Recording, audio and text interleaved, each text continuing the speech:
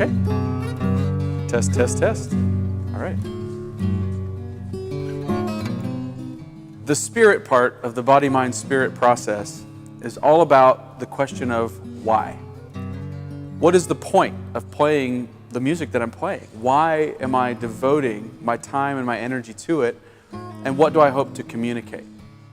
Now, this is definitely the most abstract part of the body, mind, spirit process, but it's also the most important because it goes directly to the question of why we do what we do.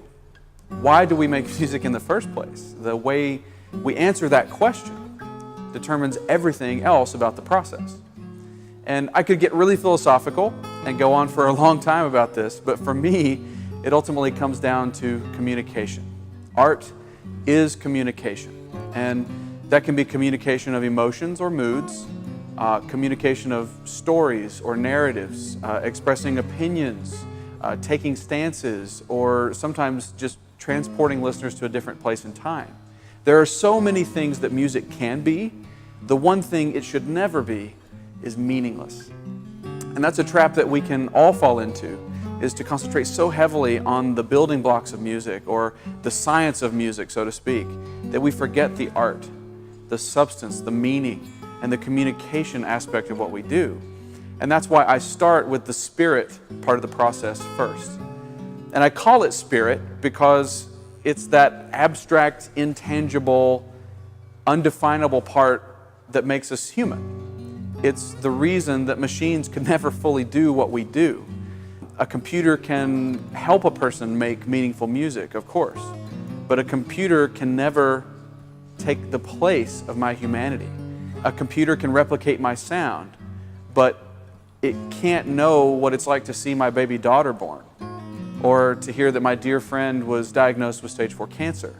Only I can feel, and only I can imagine. And so it's my job as a musician to always keep that perspective when I'm preparing a piece. And I find that when I'm trying to figure out this part of the process, a series of questions really helps me. What did the composer want to convey? And there's a large part of research that goes into that. Or I might ask myself, what do I hope that the audience feels or imagines when I play? What story are they envisioning? Or is this a piece that is a time machine, taking someone to a different place in time? What does this piece teach us about life and about each other? What do I want to change hearts and minds with this piece? Is the piece supposed to create an atmosphere? Does it impress? Does it inspire? Is it fun? Does it make people want to smile? Does it make people want to cry? What do I feel about the piece is also a really important question to ask. In fact, keeping myself emotionally engaged really helps me through the process. When everything about the process is linked back to this question of why, it brings more meaning and more substance to me as a musician, and ultimately helps me have a more enjoyable career.